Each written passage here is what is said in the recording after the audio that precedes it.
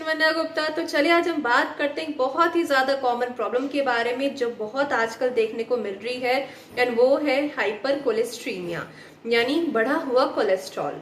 तो इस वीडियो में हम समझने की कोशिश करेंगे कोलेस्ट्रॉल क्या होता है, कितने टाइप्स का होता है, क्या क्या ऐसे फैक्टर्स हैं जिनकी वजह से कोलेस्ट्रॉल बढ़ता है और कैसे हम इसको मैनेज कर सकते हैं। तो सबसे पहले हम जानते हैं कोलेस्ट्रॉल होता क्या है। कोलेस्ट्रॉल एक टाइप का फैट है जो ब्लड में और बॉडी के जो सेल्स हैं उनमें प्रेजेंट होता है। अब ये कोलेस्ट्रॉल आता कहाँ से है? जो हमारा लीवर है वो मेजॉरिटी ऑफ कोलेस्ट्रॉल मैन्युफैक्चर करता है, बनाता है, और जो रिमेनिंग कोलेस्ट्रॉल है वो डाइट के थ्रू हमारी बॉडी में जाता है। अब क्या कोलेस्ट्रॉल हमेशा खराब होता है? तो इसका आंसर है नो।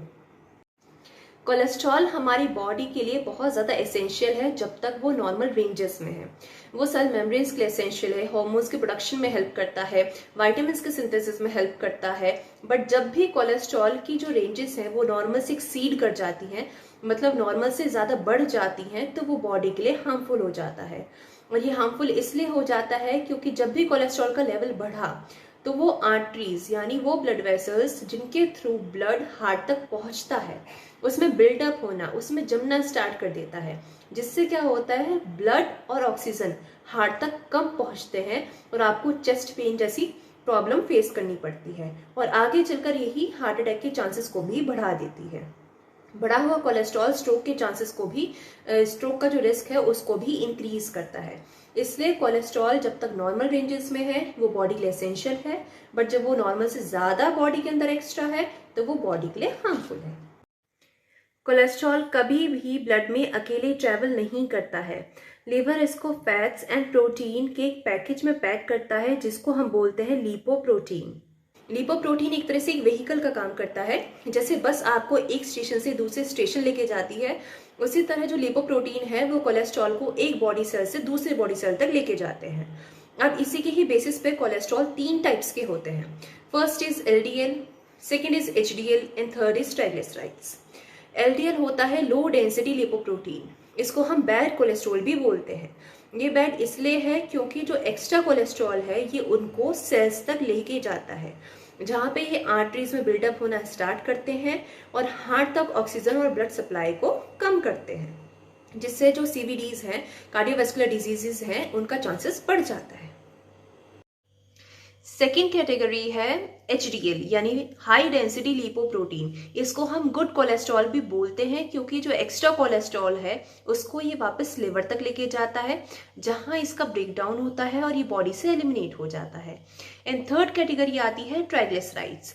ट्राइग्लिसराइड्स एक तरह से एनर्जी रिजर्वॉयर का काम करते हैं। जब आप कार्बोहाइड्रेट रिच खाना खाते हैं या फैट रिच खाना खाते हैं तो इससे जो एक्स्ट्रा एनर्जी और फैट है लिवर इसको कन्वर्ट कर देता है ट्राइग्लिसराइड्स में और बॉडी के अंदर स्टोर कर देता है। ये जब भी बॉडी को रिक्वायरमेंट होगी कि बॉडी इसको यूटिलाइज कर लेगी। बट ये जो आजकल की अनहेल्दी डाइट एंड लाइफस्टाइल है इससे इतनी ट्राइग्लिसराइड की रिक्वायरमेंट नहीं है जितना ज़्यादा ही बॉडी के अंदर स्टोर हो रहा है।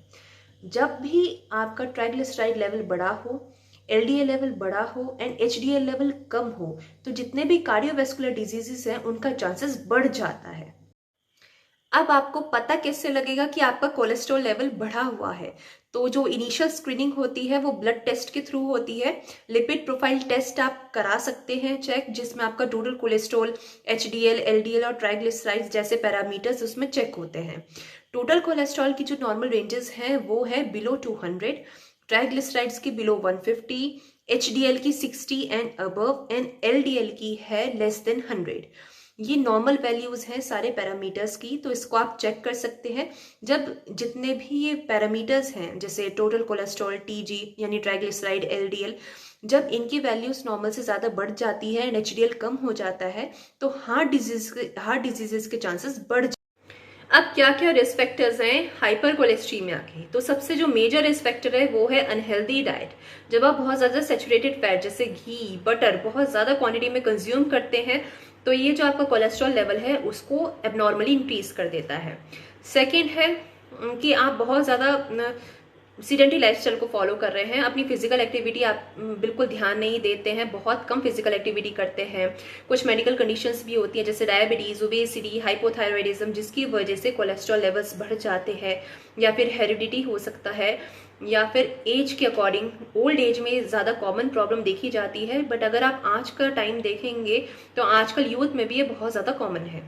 या फिर जेंडर के बेसिस में मेल्स जो है कंपैरेटिवली ज़्यादा रिस्क में रहते हैं सीवीडीज के as compare to females. And smoking एक इम्पॉर्टेंट रिस्क फैक्टर है सीवीडीज का। एंड अनमैनेज स्ट्रेस, वो तो रूट कॉज है हर मेडिकल कंडीशन का। अब आप कैसे हाइपर कोलेस्ट्रीमिया यानी बढ़े हुए कोलेस्ट्रॉल को कैसे मैनेज या प्रिवेंट कर सकते हैं? तो सबसे पहले आपको अपनी डाइट पे ध्यान देना है, लो सोल्ट डाइट को कंज्यूम करना है और एक हेल्दी बैलेंस्ड मील्स को कंज्यूम करना है।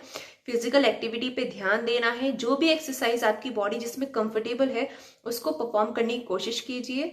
थोड़ा फिजिकल एक्टिविटी पे ध्यान दीजिए, स्मोकिंग को क्विट कीजिए, अल्कोहल कंजप्शन को कम कीजिए, लिमिट कीजिए, एंड स्ट्रेस को मैनेज कीजिए। ये जितने भी पॉइंट्स हैं इनको फॉलो करके आप कोलेस्ट्रॉल को, बढ़े हुए कोलेस्ट्रॉल को मैनेज कर सकते हैं एंड हाइपर कोलेस्टीमिया को प्रिवेंट कर सकते हैं। आई होप इस वीडियो में आपको बहुत सारे क्वेश्चंस के अपने आंसर मिले हों और आपके काफ़ी सारे डाउट्स क्लियर हुए हों। Thank you.